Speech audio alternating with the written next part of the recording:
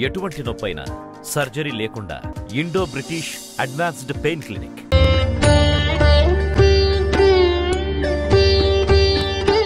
గురుగారు, అయితే ఇప్పుడు నేను అడిగిన ముందు క్వశ్చన్కి ఏంటంటే సాహిత్యం మీకు సాహిత్యం మీద మీకు మెడ్రాస్లో ఉన్న మీరు టీచర్గా పనిచేస్తూ ఈ సాహిత్యం మీద మీరు చిన్నప్పటి నుంచి పుస్తకాలు చదివి దాని ద్వారా మీరు 10 మందికి ఉపాధి కలిగించి, అంటే ఒక విధంగా వాళ్ళకి ఉపాధి కలిగించినట్టే మీరు.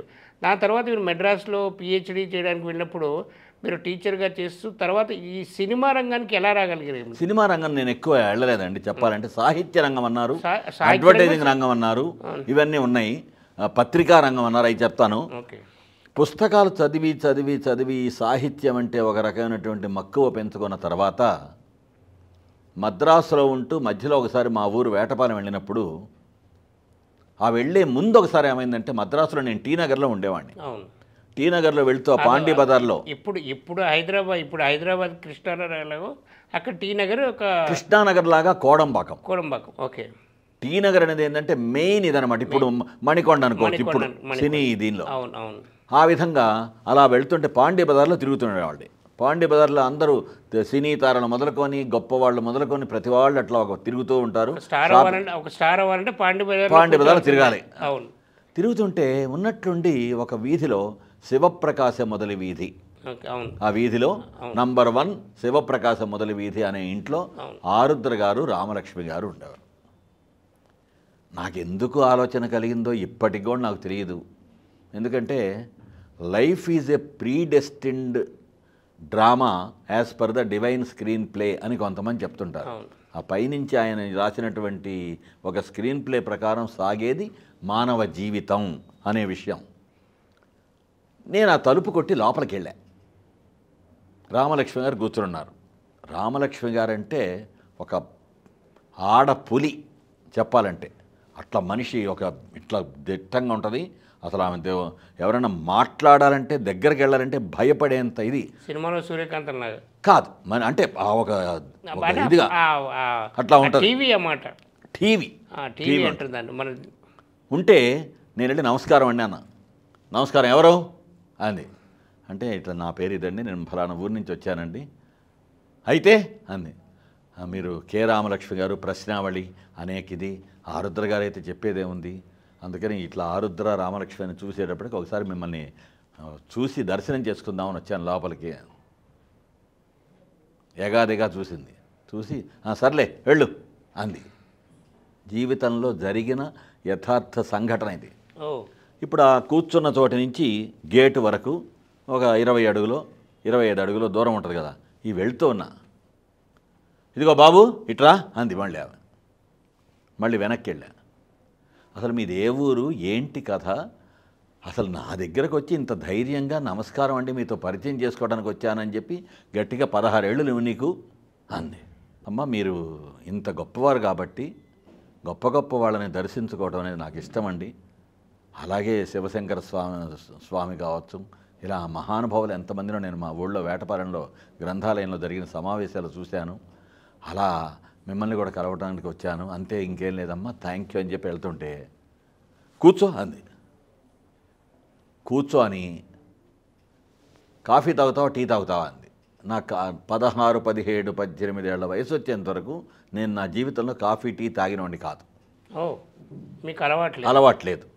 నాకు అలవాట్లేదండి అన్న. అలవాట్లేదేంటి, కాఫీ తాగితే మంచిది కదా, సరదాగా ఉంటుంది అంది. నాకు కాఫీ తాగిన టీ తాగిన వాంతి అవుతుంది అని. అంటే అలా మనసులో ఒక ఫోబియా అనుకోవాలో ఏమనుకోవాలో నాకు తెలియదు. కాఫీ టీ తాగితే వాంతి అయిపోతుంది అని ఒక మైండ్లో అట్ట పడింది.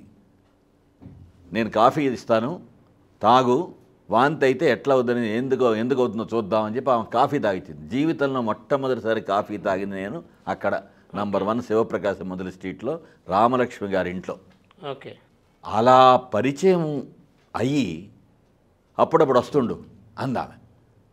ఇక నిజంగా నేను అప్పుడప్పుడు వెళ్తున్నవాడిని. అప్పుడు ఆమెకి ఏం చేసిందంటే, మీరు వారానికి 2 రోజులు మా ఇంటికి రావాలి, దాన్ని నేను ఒక మార్గం ఆలోచించాను అంది.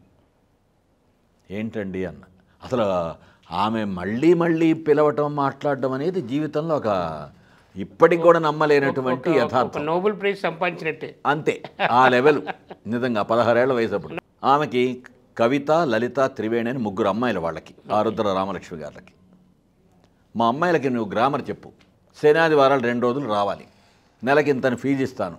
ఆ విధంగా వారానికి 2 రోజులు అక్కడికి వెళ్ళటం. అప్పుడు ఎంత ఫీజు గురుగారు? 20 రూపాయలు, 30 20 రూపాయలు. రూపాయలు అంటే ఈ రోజుల్లో అప్పుడు హాస్టల్కి రూమ్ రెంట్ 10 రూపాయలు. 10 రూపాయలు. అవును. 90 రూపాయలు పొద్దున కాఫీ కానీ, సాయంత్రం కాఫీ కానీ, మధ్యాహ్నం భోజనం కానీ, టిఫిన్ కానీ, రాత్రి డిన్నర్ కానీ అంతా కలిపి 90 రూపాయలు అప్పుడు హాస్టల్ ఫీజు. సో 100 రూపాయల్లో 20, 30, 50 నాకు గుర్తులేదు, వాళ్ళ దగ్గర నుంచి వచ్చేసేది నాకు.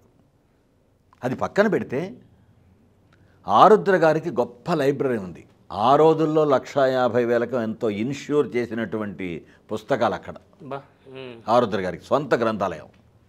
నాకు ఈ గ్రంథాలయం పిచ్చి ఉందిగా, పుస్తకాలు చదివే పిచ్చి, అది అక్కడ తీర్చుకున్నా. గంట సేపు వాళ్ళకి ట్యూషన్ చెప్పడం, రోజంతా అక్కడ కూర్చోవటం, ఆ పుస్తకాలు చదువుతూ ఉంటాం.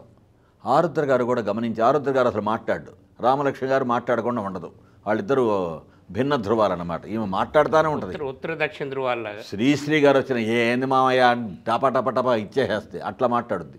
ఆయన ఏమన్నా అంటాడు శంకరుడు. అట్లా అక్కడ పుస్తకాలు చదువుకోవడానికి నాకు మంచి అవకాశం దొరికింది.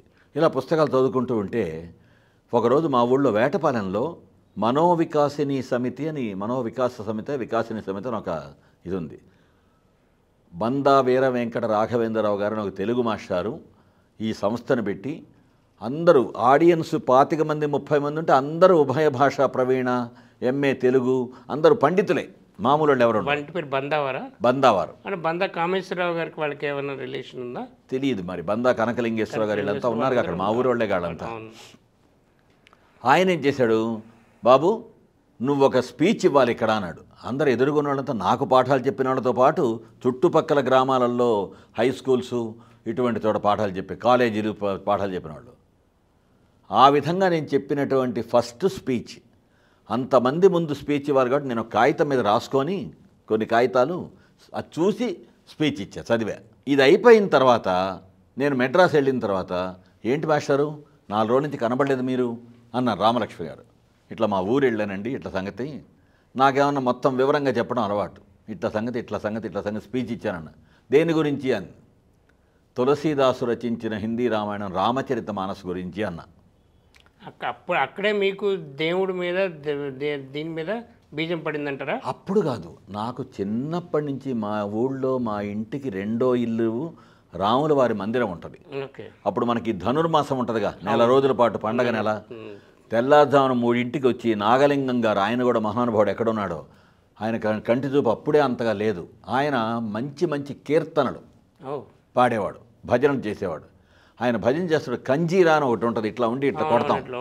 ఆ కంజీరా వాయించడానికి నేను ఆయన పక్కన ఉండేవాడిని, ఆయనతో పాటు గొంతు కలుపుతూ పాటలు, భజన కీర్తన పాడు. ఇన్స్ట్రుమెంట్ మీద కూడా మీకు అవగాహన ఉంది? ఎప్పుడు అది గట్టిగా 9 ఏళ్ల వయసు అప్పుడు. ఈ 9 ఏళ్ల వయసు నుంచి నాది మొదలైంది అన్నీ. మీకు ఇన్స్ట్రుమెంట్ కూడా వాయిస్తారు మీరు? కంజీరా వాయిస్తాను.